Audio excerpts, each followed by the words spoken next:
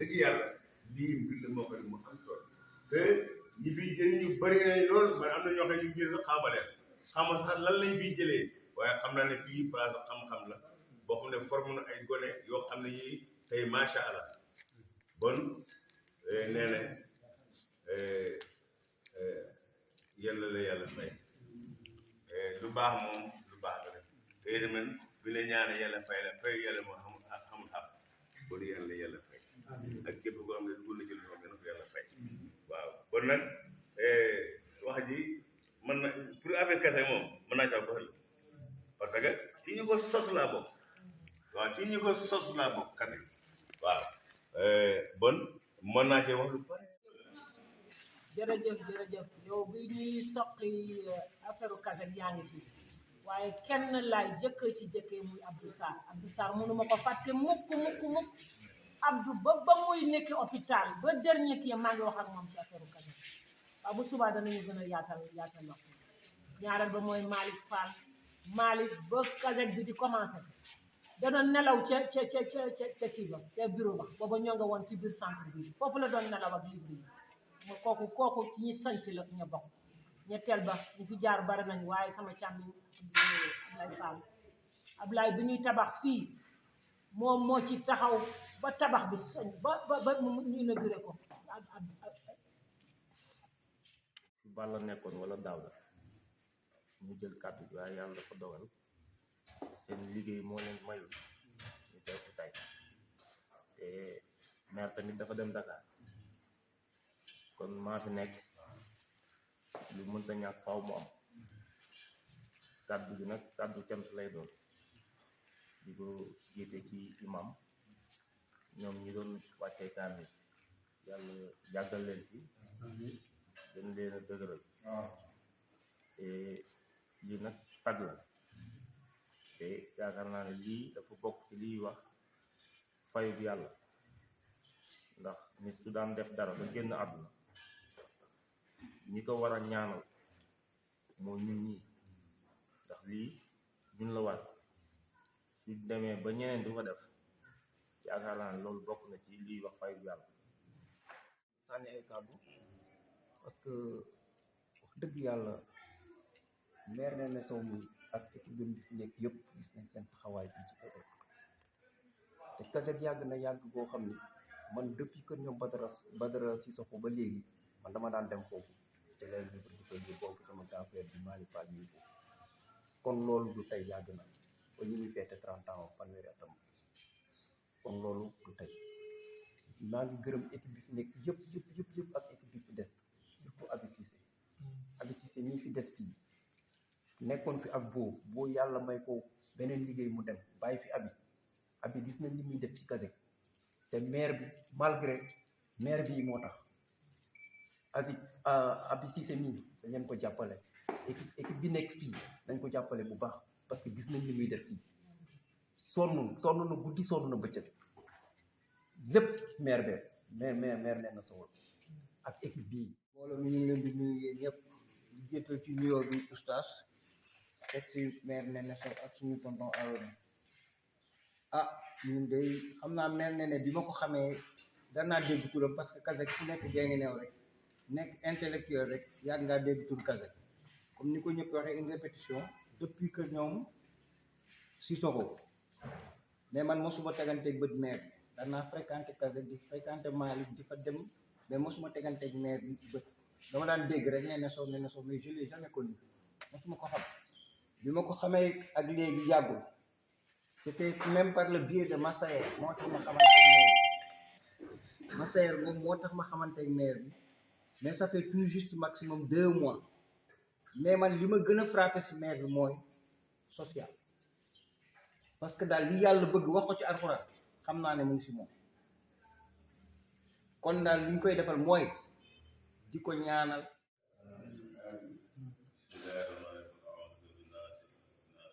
waxe benn dog ñu ñaan ko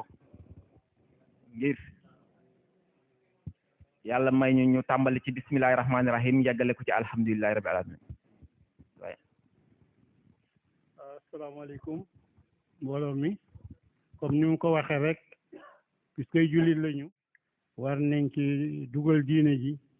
et diine ji buntu bi mooy ñaan bon nag ñun ñëpp nañu bokk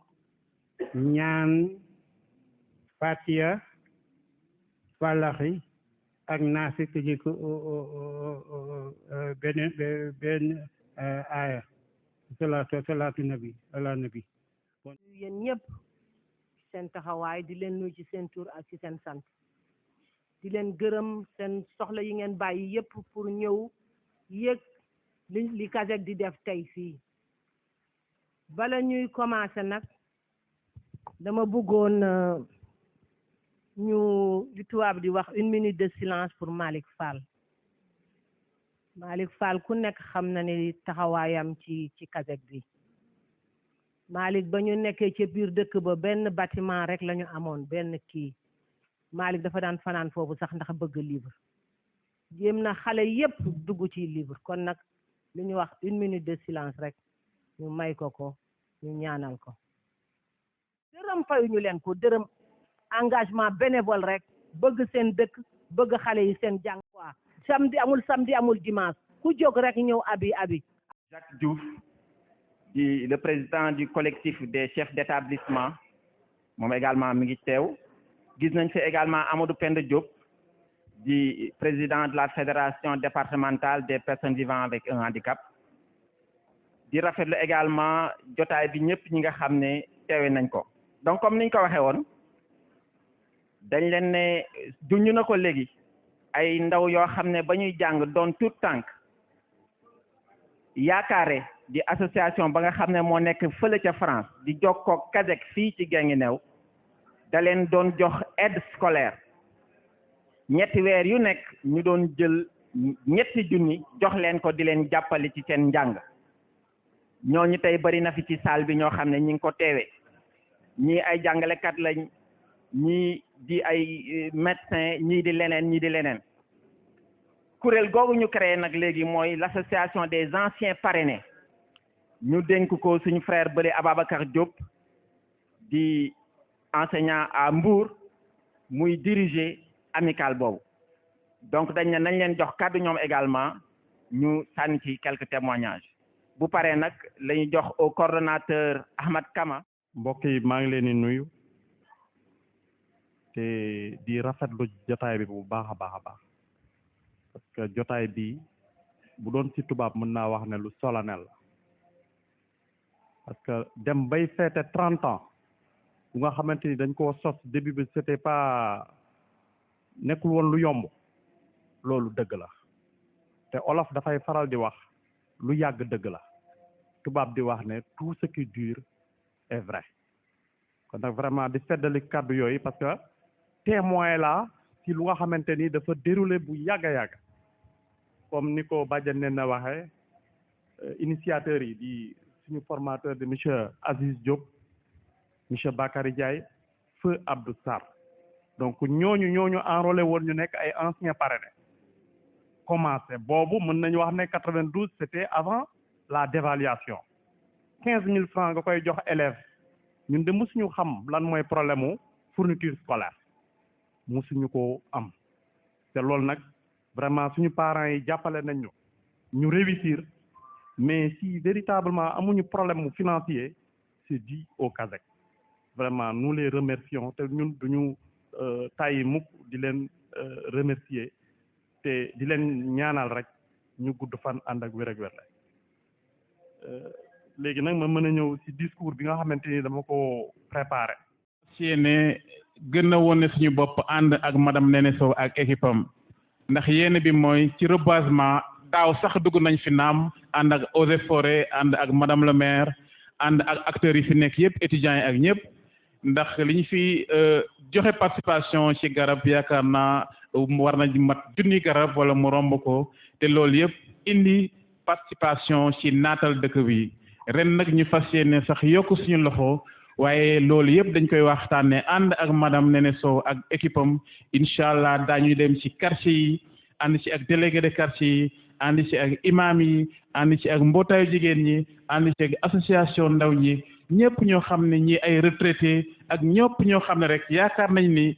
seen kàddu wala seen doole wala seen xalaat dina ci baax ñu ànd ak ñoom seet fépp fu ñu mën a saxal garab ñu saxal ko fa fépp fu ñu mën a def périmètre maraîcher ñu def ko fa fépp foo xam ne aussi ay waxtaan la ñu mën ko def nit ñi gën a xam gën a ràññee gën a xëy na doxalin boo xam ne njëriñu ñëpp lay doon ci wàllu àllam bi loolu daal mooy yéene bi kon ñi ngi gërëm ñëpp sant ñëpp ñaan yàlla képp ku teew rek yal na yàlla yokku la ba nga yegg ko xawli la xawla wala quwwata illa al azim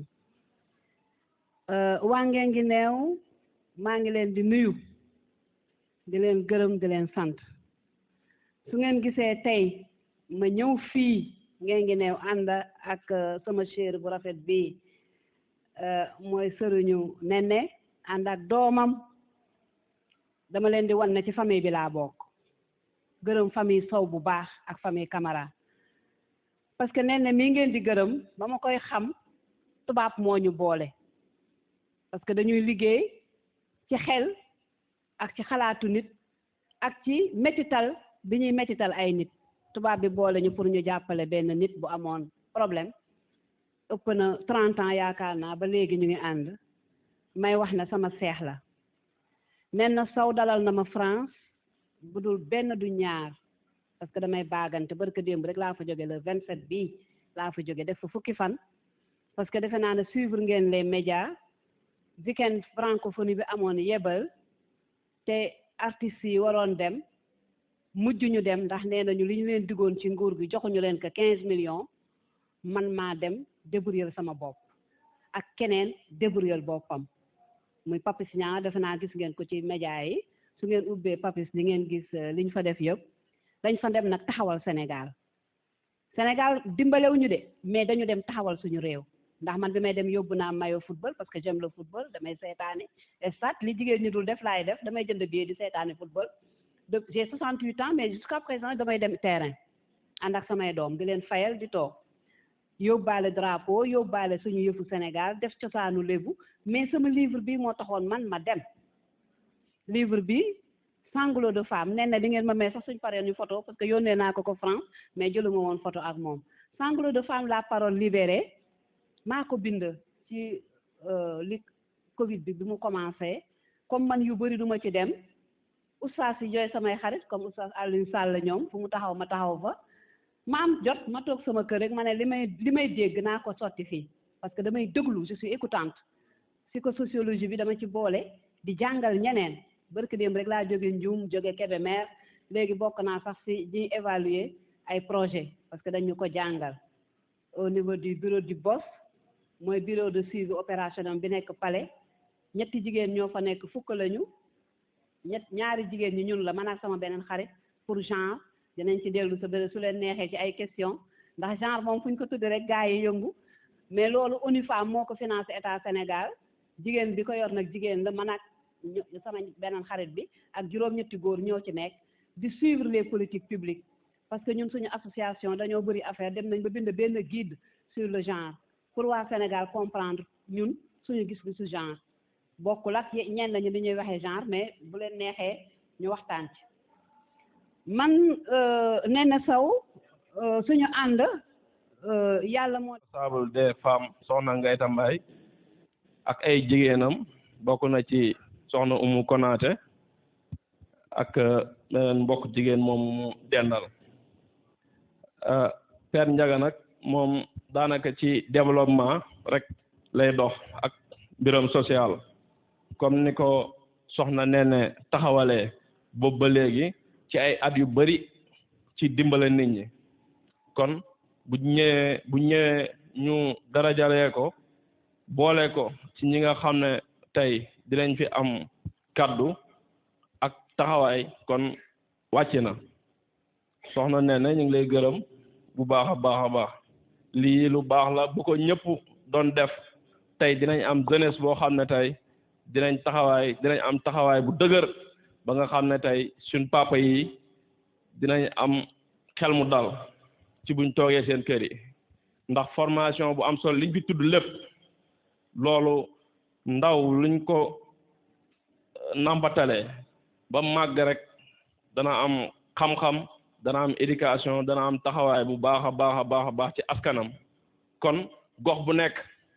tey Kazek war nañ koo dimbali ba mu am fa makkaan bu mel nii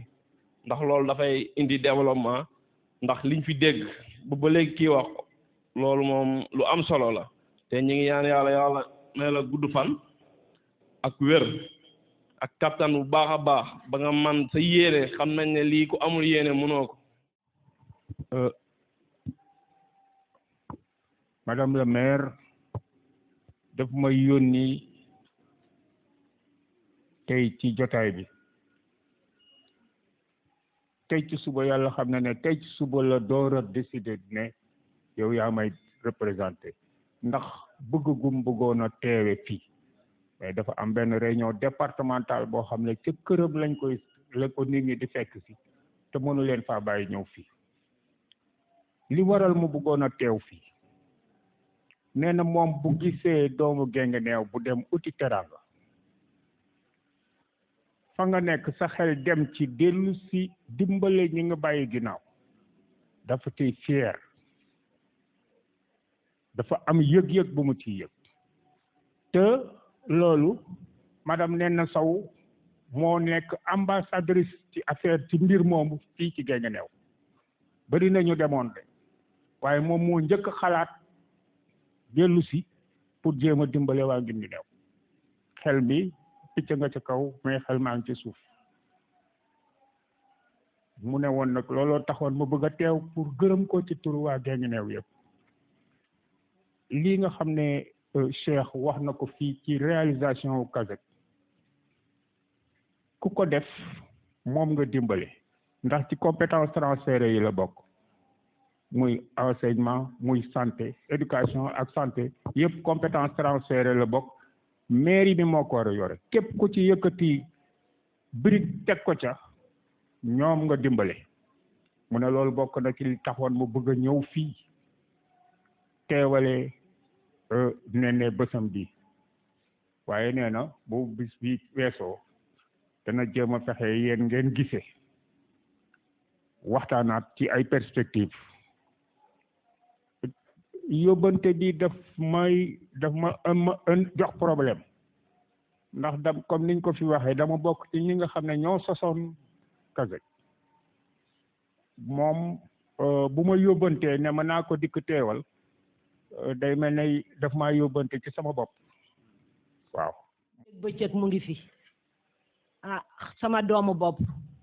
li ma taxawal sama doom bi ma jur sax mënuma koo taxawal ku nekk xam na abi ni mu sonne ci Kazek guddeeg bëccëg foo ko woo boo ko yee ci nelaw sax mu jóg ñëw Kazek kon nag abi gàcce ngalaama yow laay jox diplôme bi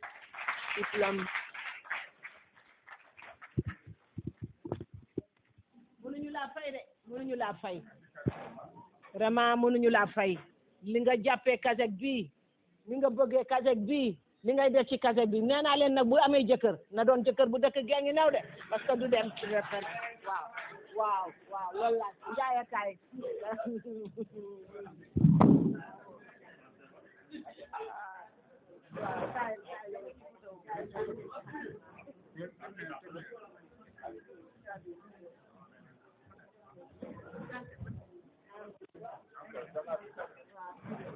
après on va se prendre des photos.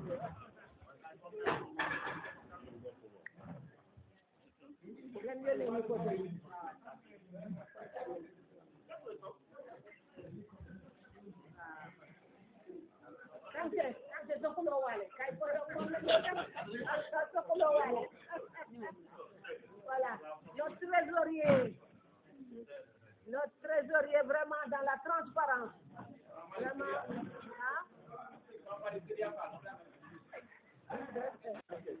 voilà. Wow. Engagement, professionnalisme, citoyenneté, décerné à Bicité, coordonnatrice des actions du Kazek. Voilà, il y a mon diplôme d'excellence. Il y a comment.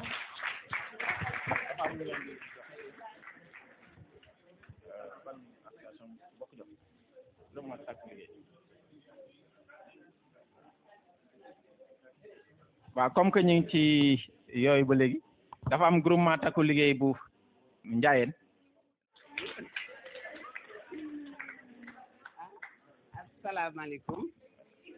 asalaamaaleykum waa Guinguinéo maa ngi leen di nuyu kenn ku ci nekk sa tur ak sa sant di leen jox nag seen wàccuwaay lu baree bari di kontaan ci jataay bii ñu daje ñun association takku liggéey ma Codébar ñoo jàppale Tànnene ci lii ak xeeb ak sant nag di ñaan yàlla yàggal ñu ci sa kanam nga gunge ñoo gunge ba ca kanam ban gën a ñeme wax dëgg yàlla sant rek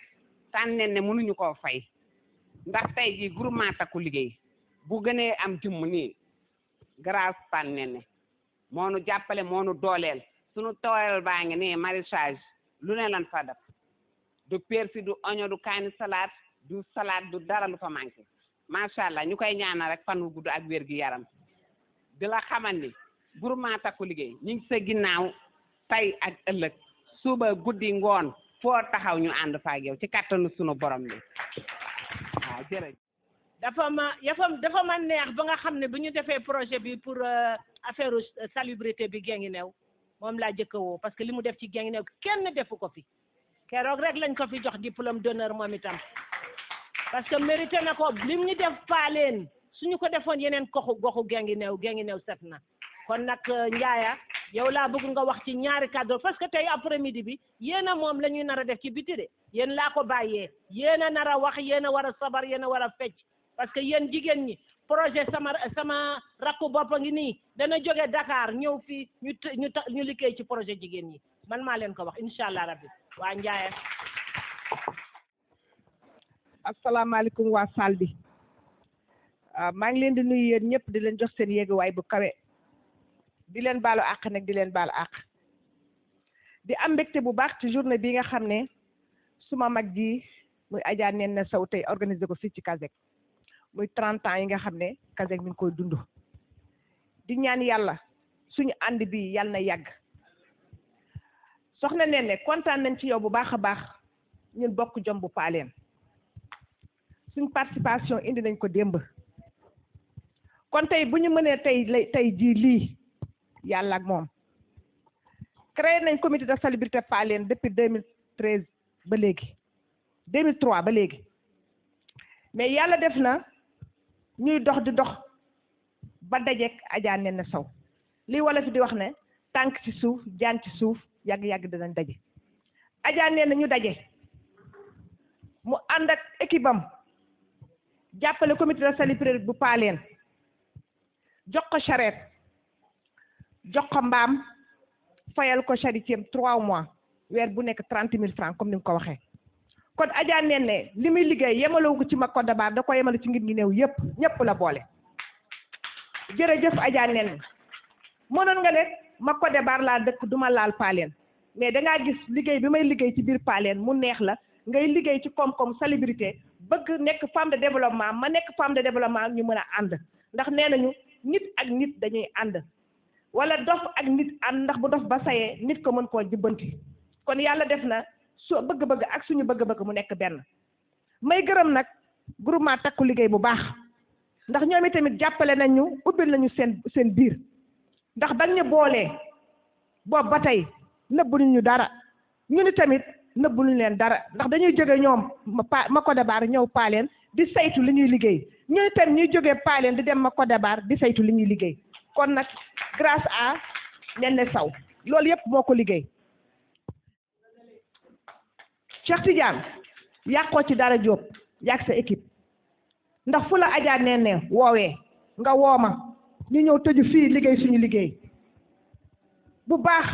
ndax mënoon nga koo yàq nga ne yow ma kaneen nga dëkk wala ma Codébar nga dëkk déedéet du ma woo waa paaleen mais da nga ne développement ku ci yëngu rek da nga koy bëgg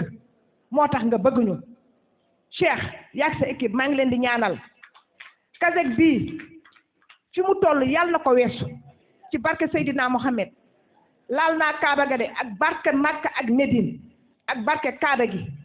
yàlla nañ ko dégg ba nga xam ne ñun suñuy sët bu ñu ñëwee ndax ñun màgget nañ fu mu nekk ndax la ma mënoon mënatuma ko kon suñuy sët la ñuy ñaan mu remplacer ñu suñuy sët ak suñuy sëtaat Kazek bi yàlla bu mu fay ndax gis nañ lépp lu mu fi def ndax ñoom am saw mii fii lañ jóge ci Kazek yéen a ko wax léegi projet film bi wane na ko kon Adja nen ñu ngi lay gërëm bu baax di gërëm nag ñii ma àndal muy guddi muy bëccëg muy sama équipe dama leen di sant di leen gërëm ndax Adja Ndiaye bokk jom bu Paleen liggéey naa ak Ndiaye ak waa France ñoo ngi am benn projet wax naa Anna Chérif lundi incha allah danañ dem foofu parce que dañu bëgg a filmer expérience bi mu dem ba France ñu xam ne jigéenu waa Paleen ñu ngi liggéey te bu boobaa danañ leen jàppale. waaw lan ma bëgg a wax fii nag solennellement jox nañu abi diplôme waaye Cheikh Tidiane Diop billet France laa ko jox pour mois de septembre mu ñëw dem fekk ñu ko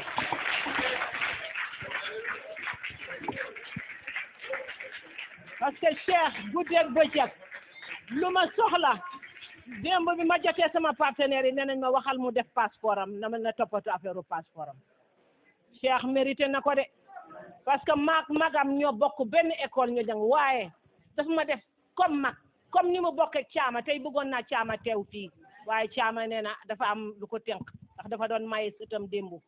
moo tax waaye Cheikh maa ngi lay gërëm vraiment li ngay def sama partenaire yo fële sax bis bu ma dee amee conférence ak ñoom bu Cheikh nekk ngeen moom mooy ànd Cheikh waaw kon nag jërëjëf Cheikh jërëjëf. Le CASEC avait déjà jeté les bases pour preuve réduire les disparités, lutter contre la vulnérabilité en octroyant des bourses aux personnes, aux familles indécentes. Également le développement de la lecture avec la mise en place des médiathèques. Je voudrais sur ce point insister. Monsieur le directeur, chef de service, c'est une opportunité à saisir pour permettre à nos enfants de lire, car la lecture est la clé de voûte de l'enseignement. Si vous ne savez pas lire, vous n'allez pas progresser. Et aujourd'hui, le CASEC est une opportunité, cette bibliothèque est une opportunité pour que les enfants puissent fréquenter. Et n'oubliez pas que dans le programme national de lecture, on a distribué la lecture à monter beaucoup de stratégies qu'on a développées, en passant par l'approche syllabaire, par la méthode globale après mix. Aujourd'hui, on est avec la LPD. Mais jusqu'à présent, on n'a pas encore les résultats escomptés parce que nos enfants ne savent pas lire. Donc, chers directeurs, chers enseignants, profitez de cette opportunité pour amener les enfants ici à lire. Déjà, des structures s'ouvrent parce qu'avec Badianene, on est en train d'installer des clubs d'études dans certaines écoles. On est en train de signer des conventions avec les structures de la petite enfance. Tout ça, donc, c'est un partenariat qu'on veut développer et qu'on veut vraiment un engagement des enseignants. Seuls les enseignants peuvent faire bouger la société. Comme on le dit, le premier intrant, c'est l'enseignant. Donc, on appelle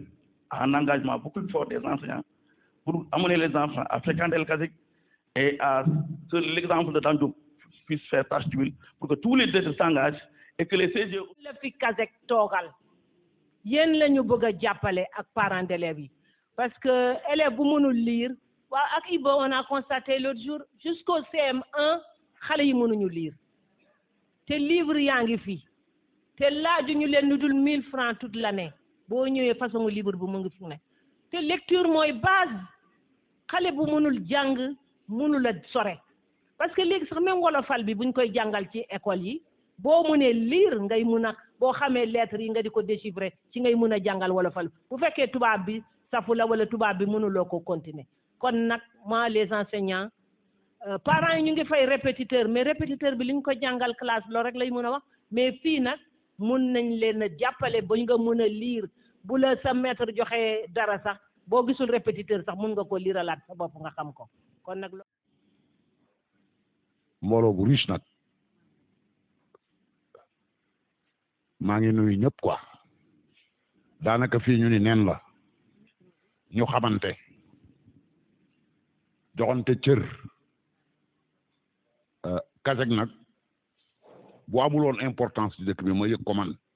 buñ ma woowee du ma ñëw ndax man kenn du ma déranger non kenn du ma déranger man da nga may wax loo xam ne amal na dëkk bi njëriñ rek nga gis ma loo amul dëkk bi njëriñ moom doo ma ci gis man kenn du ma déranger quoi bu ma wóoroon ne li may wax fii gëmuma ko du ma ñëw ci tamit parce que lu ma gëmul du ma wax c'est pourquoi je ne peux pas être l'ami de Sidi Afal tout le monde sait que on se bat tout le temps parce que on ne peut pas être ami daal mais Cheikh nag fa digg yàlla nag yoor nga ma parce que su ma xamoon ne sa affaire bi nii la vigé ak ñi ma fi fekk nii daraja ji la ñu am du ma ñëw ah lii yoor nga ma voilà comme nag ma yoor nag c'était un sujet que j'ai voulu aborder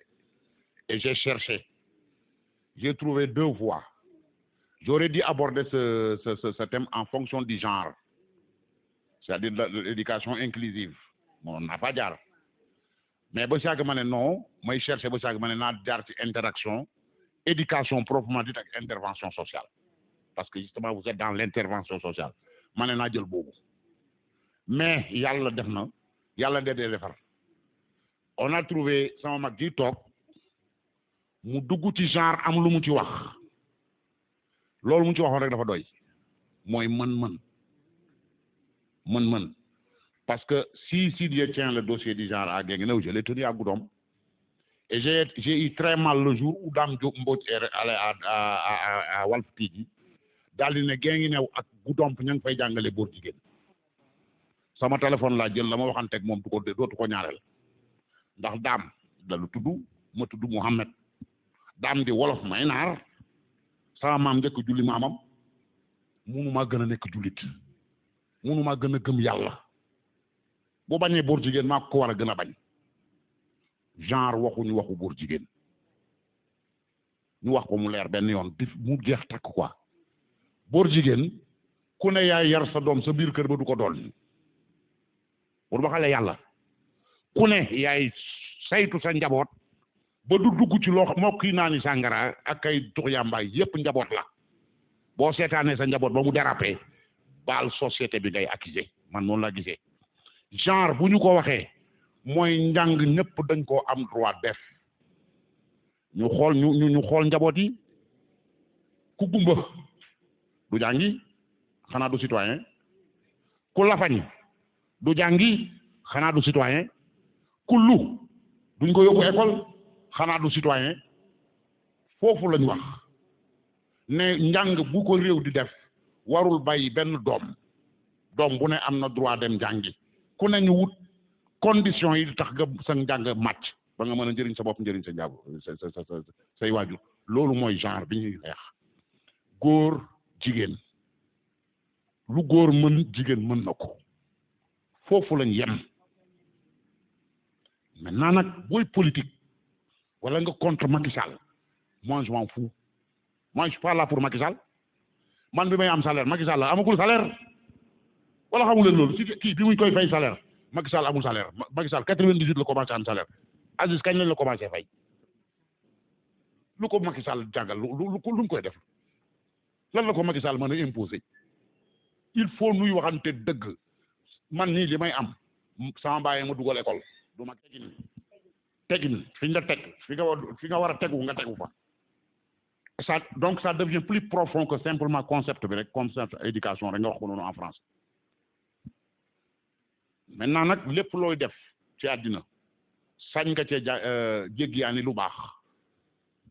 c'est pourquoi le Conseil de l'Europe en posant la recommandation 1437 en 2000 met en lumière l'idée d'une éducation qui pourrait prendre différentes formes je crois que c'est ça foofu la kasek ne éducation duñu ko yemale ci école duñu ko yemale ci université buñ ko fa yemalee rek day nekk dans le cadre formel te école moom day rejeté de compétition la waaye est-ce que ki génn école rek la fa war a yem kenn du ko jàngale ci dara loolu la kasek ne mënut a ne non seulement kasek dafay góorgóorlu ka nekk école mu téye ko fa waaye que génn école it mu jéem koo dugalaat feneen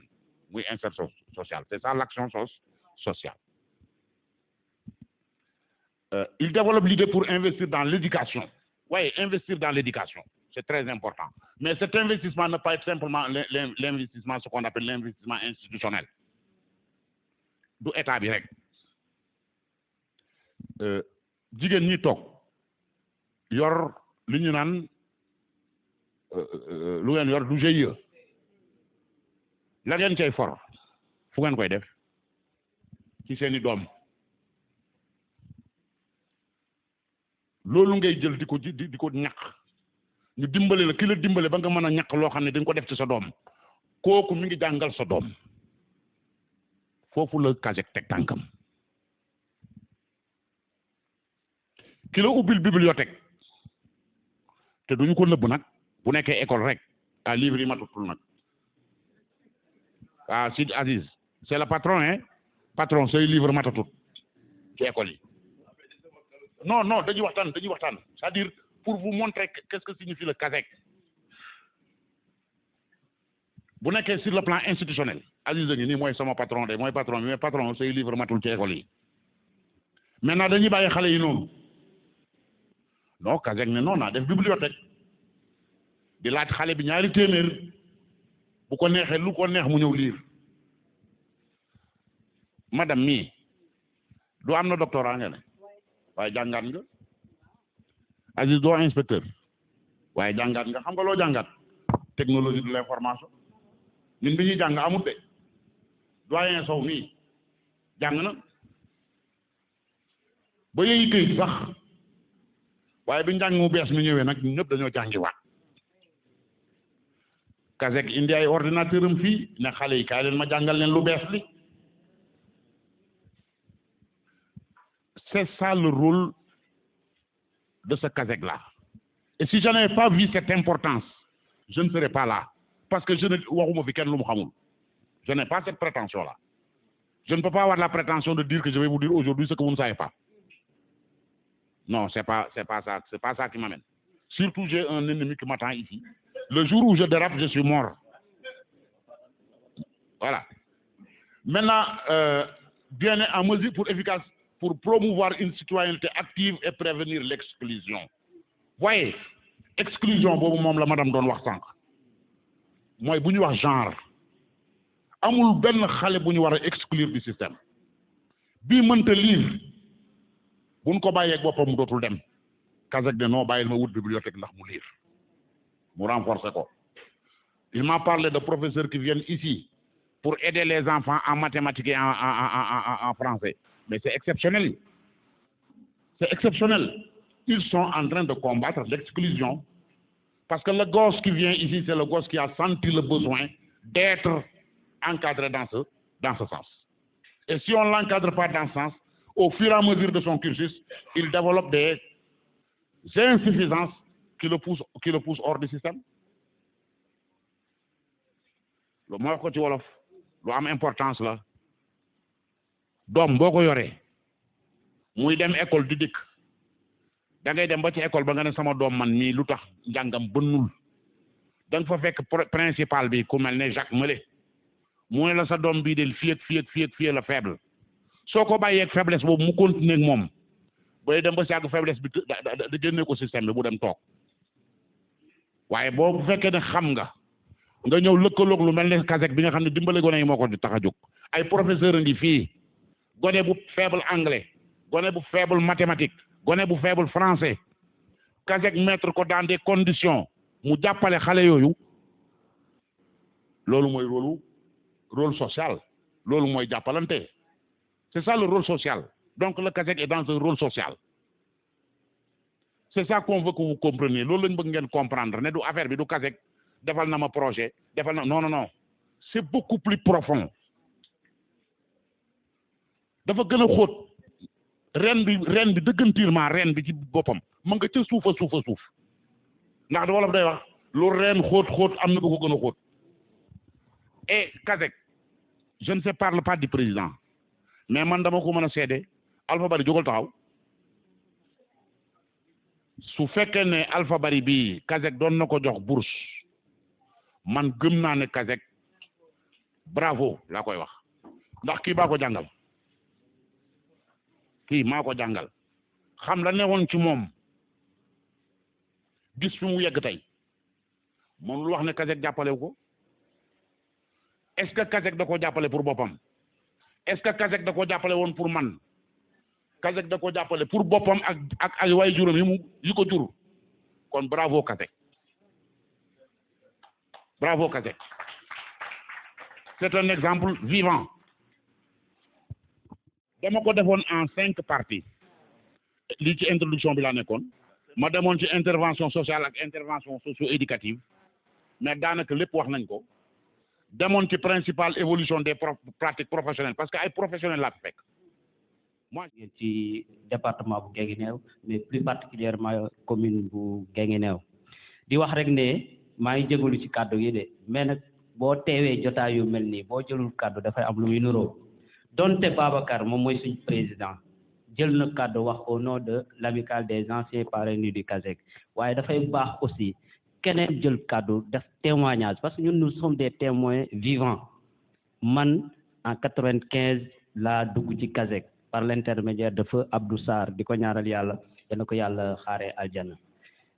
damay naan man souvent dama am complexe wax loolu parce que kenn du choisir ci famille bi ngay judd ku ne bu sañoon judd ci famille boo xam ne jeexaluñu dara mais yàlla dafa def ne ñu judd ci famille boo xam ne yàlla defoon nañ ne moyens yi demeewul noonu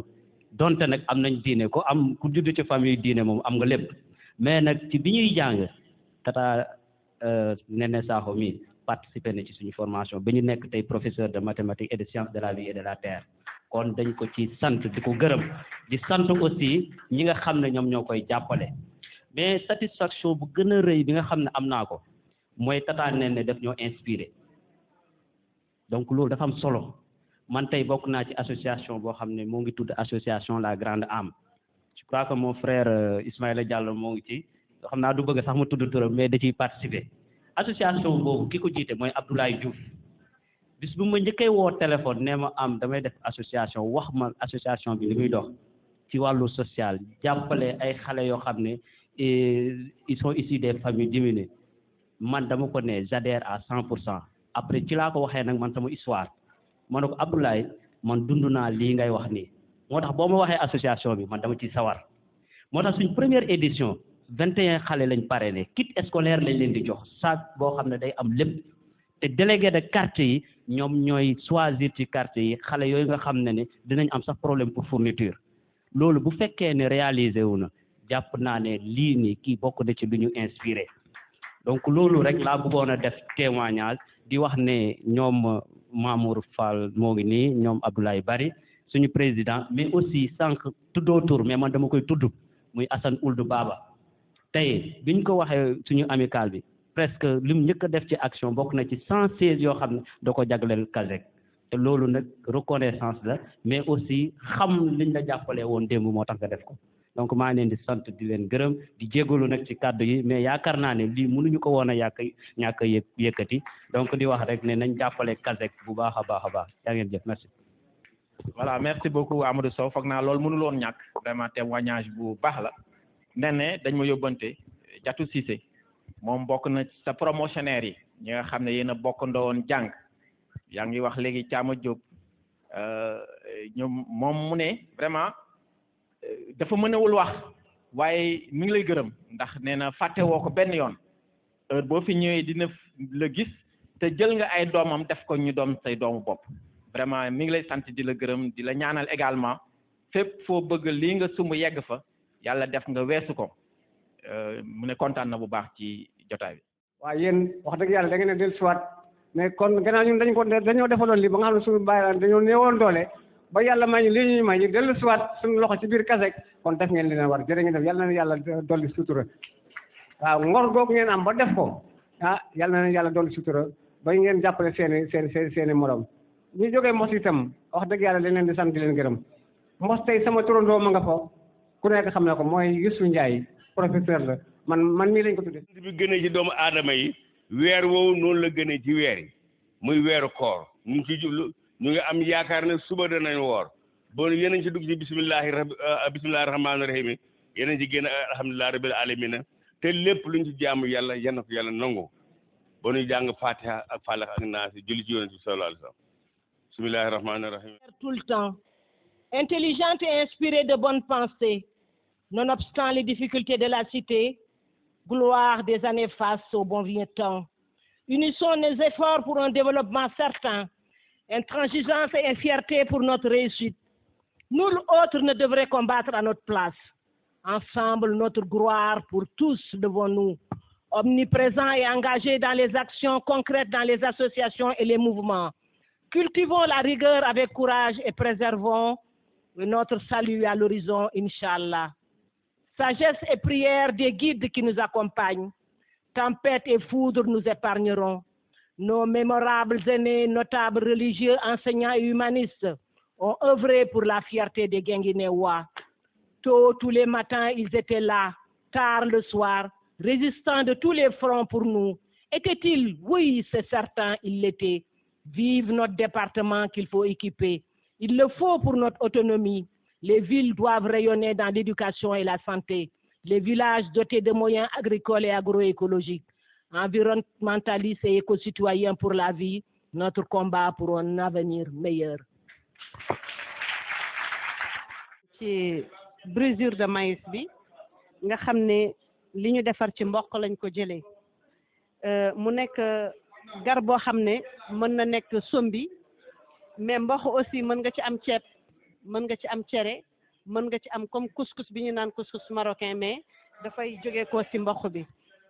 pour firnde bi rek mooy tey daje bi nga xam ne daje nañ fi GIE takku liggéey bu ma ko baax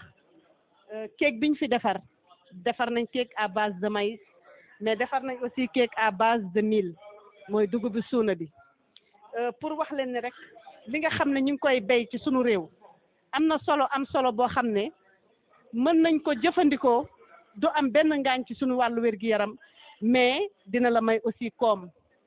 kon ñun loolu moo ñu gën a poussé pour que ñu dugg ci transformation pour di gën a wax nit ñi ñu consommer local parce que lu am solo la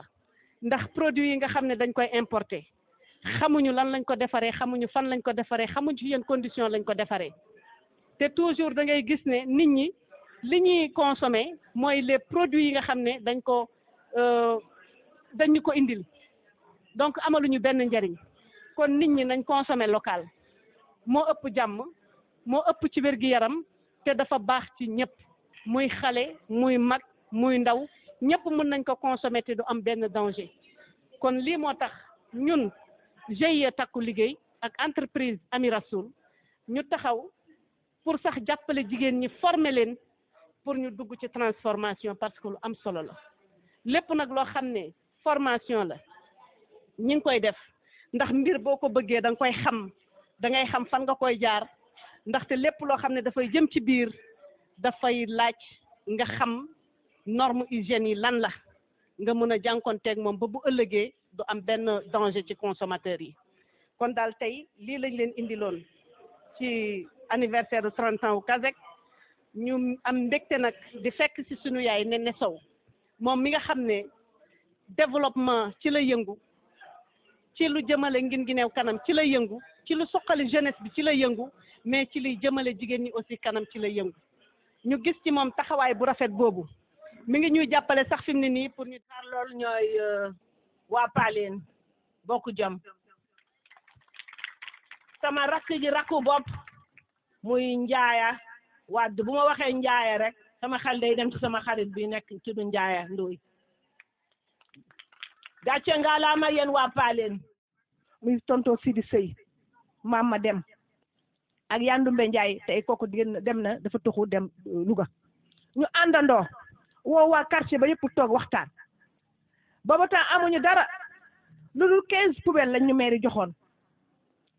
balaa ñu jox 15 poubelles sax dañoo njëkk a waxtaan waa koñ ba aboon ñu ay charrette ñu xool suñu koñ 7 quartier la wax dëgg yàlla waa Paleen nekk jàmbaar nañu comme que koñ ba suñu koñ la du mairie mooy ñëw defal ñu ko ñun danañ jël en charge koñ bi ku nekk abal ma charrette ma jël ma am juróom-ñaari charrette ma toogaat woo waa koñ bi na leen kaay la ñu waxtaan parce que ñoom fayeku wuñu dara mais mbaam yi ak fas yi dañu war a am lu ñu war a lekk nañ leen xool nu ñu doxalee ba collecté benn somme séddale leen ko organisation la nag yoon bu gudd la ndax 2003 ba léegi barke démb bi ñu ñëwee ñu financé waan ma joxaat ñu quartier bu nekk yéen ñi am ngeen ñu jox ñu juróom fukki poubelle ak benn charrette ak benn mbaam ñu indiwaat ko ci koñ ba dëkk bi ñu bëri xaw ma yéen a ngi doxale de ba ni ñun ñu ngi doxale ñu ne suñu bax mi ngi dox ma woo jigéenu koñ ba ma jël poubelle yi jox leen ñuy fay yéen a dégg li waa Paleen wax yéen waa accu yi dégg ngeen projet bi na mu demee ak fa mu commencé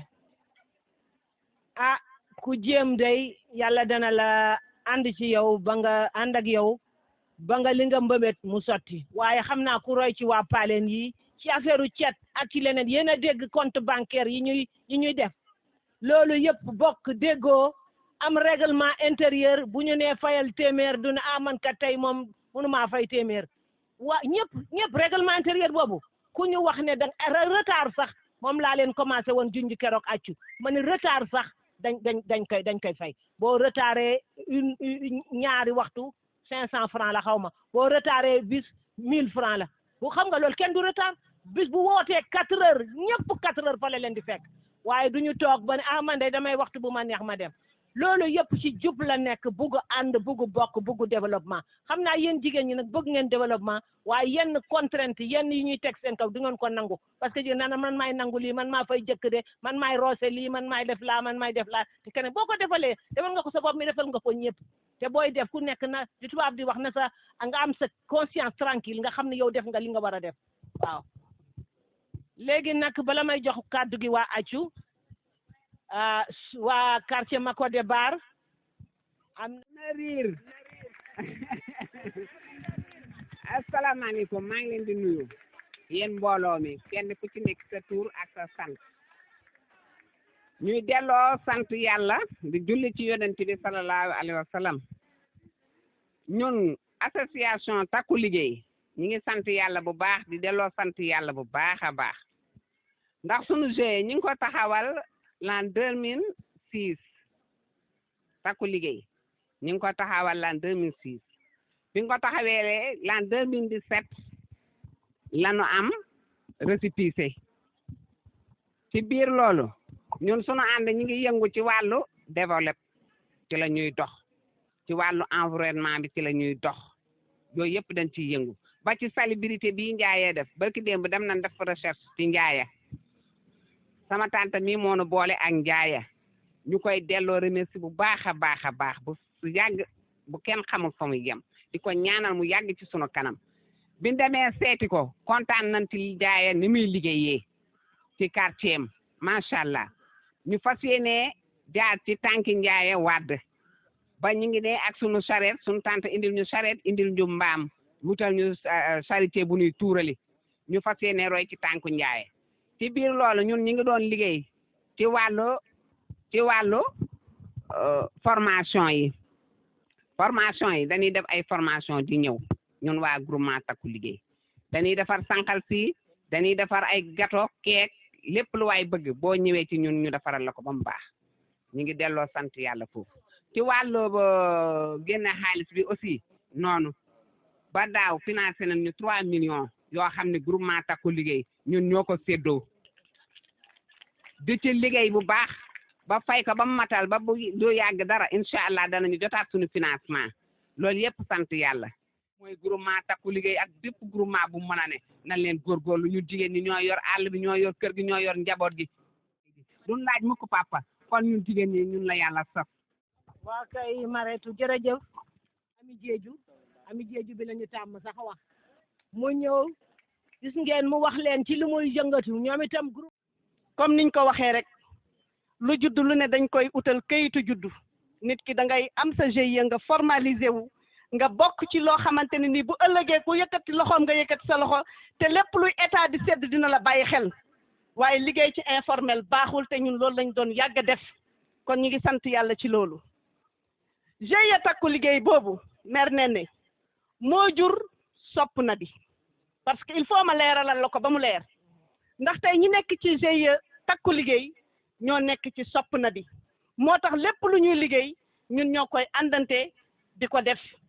séparé wuñu dañu nekk ci biir lan moo nekkoon objectifu ñu organiser sopp na bi boobu mooy dañoo gis ne jigéen ñi dañu sonn te ñun ñoo sonal suñu bopp ci ay yoo xamante ne nii def nañ ko suñu habitude te nekkul habitude yu baax muy ay ndeyale ay magale fu nekk ñu tuddee la fa sabar fu ne ñu tuddee la fa ndey dikkee ngay dem. wax jaajëf ñun nag ay gan lañ ci mbir mi wax dëgg yàlla ndax waa Njaayeen yàgg nañoo yëngu ci wàllum projet yàgg nañoo yëngu tamit ci wàllum association waaye nag bu tànnee ne bii moom ñu ngi ciy doog di dugg tey gan lañ kon yéen ñi ñu ci jiitu ñu ngi leen di wax asalaamaaleykum ngeen dalal ñu lépp lu ngeen ñu jiitoo rek ngeen yaatalal ñu bañ mën a def ni yéen mën a jàppante mën a takkaloo lépp di benn ndax ñun tamit wax dëgg yàlla Njaayeen nga nekk takku liggéey rek la ñu xam wax dëgg yàlla liggéey rek an tamit doon benn suñu groupement tamit mi ngi tudd bokk jom am nañ tamit beneen groupement boo xam ne mi ngi tudd soppey Maam Jaara groupement bi soxna Ami Géeju di wax di soppey na bi tamit ñun ñu ngi ci ñun nag ami kii Mariétou Diallo mi tamit daaw bokkoon nañ di liggéey ci école Njaayeen ci wàllum garab ren jii tamit incha allah parce que yéene nañoo àndaat ak moom liggéey ci wàllum garab ndax luy dundal Guinguinéo rek ñun moo ñu tax a jóg tàllal nañ suñuy loxo ñëpp képp koo xam ne nii da ngaa yëngu ci loolu jëme Guinguinéo kanam soo ñu ko yëgalee ñun waa Njaay man de démb ci guddi dama tëdd ba guddi di déglu way we am lu ñëw ci man lu Viviane way xani bàyyi ñàkk del ka foola ba tëdd ba guddi di déglu wayu Viviane ma ni lii def may duro in kéem waaw waaw casa de papel lu fi bàgg waaw waaw ba Dire na kuma dama bari jam man jama na la jama da am na lu li ngay yadu sama wado wala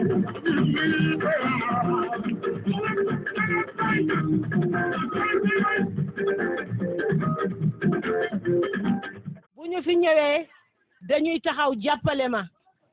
sama doom moo leen di jàngal sax gaa waaye bu ñu ñëwee ni ñu bëggee seen bopp ni ñu bëggee kasek bi ni ñu bëggee jàng bi moo tax ma bëgg leen présenté yi ñu nga fële toog xale yi. ba jël 50 000 liggéey ko ba am si 400 000 dugal fi nga xam ne ñëpp foofu lañ soxla nga dugal fa ndox dugal fa courant kon loolu développement mënut a weesu loolu xëy na xaalis boobu noonu buñ ko doon tasaare duñ yegg si fii tey jii nii dafa tombanteeg tàngoor tombanteeg événement yu bëri te jigéen moo moomee événement mais su di woon loolu fii day fees dell ndax Tata Néné Sow liggéey na fa loo xamante ne jar na ñun ñëpp ñu ñëw kon nag loolu noonu mënu woon ko see ñàkk a àgge ndax tey boo demee accu poste baa nga fa maternité baa nga fa ci loo xamante dañ ko doon jéem muy te lépp nga fa tey jii nii taxaw li nga xam moom lañ gën a soxla ndaxte mënoo am lenn te amoo santé ñun santé lañ gënoon a gis ne leneen tey kay li may ñaan moo ne comme ñu ngi am yu ñuy liggéey muy ay tool ak yooyu environnement Tata Ndiaye comme ni mu waxee ñun de nekk nañ ay nit ñoo xam ne ay nit ñu oyof lañ ñu neex a jàngal comme ni Tata Néné Sow wax ñun de bañ ñu kenn koo xamante ne mën nañoo digtal kon Tata ñoo ngi lay nuyu sa tur ak sa sant di nuyu sa xarit bi sa doomu ndey ñoo ngi koy nuyu di ko sant di ko ñaanal yal na koy yàlla yàggal ci sunu kanam yàgg Tata Néné bañ leen di weer ak a weri ci barke Serigne Fallou Tata Néné buñ doon wax ay jaar-jaaram accu tey fi la ñu xaaju guddi di fekk waate dañ koy dagg rek ndax soxla yi dañoo bëri Tata Néné dafa yàgg ak ñun ca pa ajuma saw ba léegi ba moom mu fekk ko fi Tata Néné yàgg naa ak ñun lool di ñu bëggal chaque jour mosoon nañu fay jox defal benn tool boo xam ne toolu ñàmbi la du toolu projet ñuy dem di dem ba nga xam ne loolu antuwut papaam moo nekkoon accu di góor goo xam ne ci ay tool la nekkoon dala doon jox xaalis ne la bayal ma nga bay ba xaalis ba den mu la téye ko ba déwén loolu ku ko man ba ajuma saw dalay jox xaalis nawet jigéenu tool jigéenu nawet nga nekk ci àll bi soxla xaalis mu jox la ne la bayal ma bay boobu ci 2000 francs lay toll tool yi jeex mu fekk mu jox la 5000 dana la li ci des téye ko ba déwén bu déwénee nga ñëw mottalil ma loolu ku ko man ci jamono ji muy papaam kon nag Tata Néné bu melut nii danañ ko laajaat ñun xam nañ Néné bu baax xam nañ Baye Ajuma Sow bu baax ndax sunuy ñoog sunuy waajur ñoo nekkoon accu Tata Néné nag ñu ngi lay ñaanal rek Sow yàlla na nga fi yàgg loolu te wér ndax ñun de bi nga ñu ñëwee waxal ñu suñ toolu projet bii bi nga ñëwee waxtaan ko président ñoo ngi liggéey wante nag ci boppam ndox mi ci boppam moo ñu xaw a métti ndox mi ci boppam moo métti daal waaw ndax fayu ndox bi di robinet nga koy arrosé dafa metti tata nee na nag nee na nañ dem rek liggéey nag boo koy commencé il faut nga sonn du tey rek nga am waaw du tey rek nga am kon nag jigéen ñi accu maa leen di bëgg ngeen takkuwaat ñu defaat suñu tool bi normal ànd takku liggéey ndax dégg ngeen li suñuy morom wax te suñuy morom dong nga ko wax li ñu am ci xaalis suñuy morom dong la waaw kuñ laaj dërëm nga ne du ma def dërëm kuñ laaj ñaar dërëm nga ne du ma def dërëm nangam ak i nangam bàyyi leen ko tañ takkuwaat ndax nen ne ndax lam ñu financé suñu tool ba xool leen ko ñun mënuñoo ñàkk téeméer dërëm di ko jooy nee nañ ñàkk ay millions defal ñu ko accu ah ci grillage ci ay baaj lu ne mu defal ñu ko ñun ñu ne duñ fay ñeen fukk wala duñ fay téeméer loolu mënut a nekk ñun jigéen ñi accu lu ñu bëgg am ko lu ñu bëgg am ko nañu nag takkuwaat ci sunu tool bi jàppale nen ne mi nga salaat ma nga fa kaari salaat ma nga fa nawe ma nga fa karat ma nga fa lépp ma nga ja tool ba lépp a nga fa ku bëgg salaat ma nga fa ku bëgg soble ma nga fa ku bëgg leneen ma nga fa te lépp taan nen ne la man de maa nga ca ba géej gi fer ak ku ma àndal maa nga ca ak taan nen ne ak ku ma jàppale ak ku ma mën a àndal nag ña nga ca lépp nag nga fa bu ñu jaari bàyyi woon ak naka ni ñeen fukki palaas salaat jaari lekkal nañu ko ñeen fukki palaas salaat jaari lekkal nañu ko bu dul woon moom naka ni kenn waxatu ko ñun daal ña nga ca di leen balu ak te di leen baal damaa bëgg a dolli tuuti ci li yaa Naara Njaay wax ak yumpaañ Faat Fay parce que tata nee na yemut ci poste de santé bi ak ci tool bi kese ndax saa bu ñëwee accu dina ñëw ba école gone yi li ñuy foy ci école boobu yëpp moom moo ko fay indi chaque jour bu ñëwee classe bu nekk dafay dugg xool ndax enseignant yi ñu ngi def seen devoir wala déet kon boog ñu ngi koy sant di ko gërëm di ko ñaanal yàlla fi mu jëm yëg yal na ko fa yàlla yeggal te barke sëñ Fallou ku nebal dala neex lépp nga accu jàmm nga accu tànnee ne la ñu àndal lu ñu neex laaj ko ànd ak ki ñu àndal lu ñu neex laaj wasalaam dafa gudd la sama partenaire yi jox leen mënuñu fexe ba gérer bi demul grillage bi ma fa def bu yàggul 1 million la jar pour defal leen ci jaar yi te mënuñu tax ñu kii léegi ñoom soxla nañ ngeen guider leen ci affaire gestion loolu laay dénk njaaya parce que ñu sawar lañu moo ma ko waxee sama xaritu tubaab yi nee naa leen ñii gisuma ku mel ne ñoom dañu amagul yoon bu ñu jaar rek te man tam peut-être que njàngum tubaab laa xam ci affaire gestion mais yow mi nekk fii bëgg naa ni nga dajeeg ak ñoom waa ànd takku liggéey nga ànd koog waa accu léegi nag guddi na léegi rek lu may ñaan rek njaayandooy sama seex defe naa ne sax 5 minutes yi am na solo wante li ngeen wax moo gën a am solo dégg nañ leen jël naa ay note li nga xamante ne nee ne sumb na ko ñu waxtaane ko mooy dafay ut ay partenaire yooyu man yokk naa ci sama xalaat bu yàlla defee ñoom ñu wuyu dinañ ñëwaat am na formation yoo xam ne faw ngeen am ko parce que autonomisation des femmes dafa xew sama chéri bi gis ngeen yëre bu rafet bi ma solal malgré que màgg na mais dama koy fonk ndax autonomisation des femmes moo indi peut-être sax yëre bu rafet bi muy la grande Ami Diédhiou ak ñi fi jaar yëpp wax sama turandoo bële nag mention spéciale njaaya noonu la parce que àddina xëyul xëy rek sotti da ngay def par benn ba njëriñ ñëw fekk la fa jigéenu Sénégal nag seen défaut mooy dañu yàkkamti te de olof nee na tepp moo gën yureet waa accu dégg naa li ngeen wax aussi parce que suñ leen waxee joxe leen 200 wala joxe leen fanweer ñii naan lii ñii naan laa ñii naay 17 li ngeen war a def mooy gën a organiser wu ngeen ut comité de gestion su fekkente ne trésorière war naa mën a ñàkk da ngeen di ut comité lu mat ay 4 nit wala 5 nit comme caisse avec ni muy doxee te avec ay caabi la mais su ngeen utee comité de gestion ngeen nangu parce que tubaab day wax ne lépp loo xam ne da nga ko bëgg a def te si sa bopp nanguwuloo ko si sa biir bopp nga si am ay jiixi jaaxa du dox parce que man si affaire bopp laay liggéey ndax yaakaar naa temps yi ñi nga xam ne am na rajo temps yi yëpp di yéen a ngi dégg benn cas bu metti jigéen bi nga xam ne dafa am AVC man maa tax yaayam wax ci rajo yi parce que maa ka ne soo waxul doo am bunt te loolu yëpp dafa am forme góor yoo xam ne wala forme famille yoo xam ne dañu bari lu ñuy bañ boobu nag moo indi coow loolu ndax bu ñu nangu woon sa début ba rek coow du am mais ay jokkalante ay wax yu sew ak ay sànnante ay kàddu sànnante ay baat loolu dafa war a xewi ñun jigéen ñi nañu bàyyi loolu man damay dem ci ay village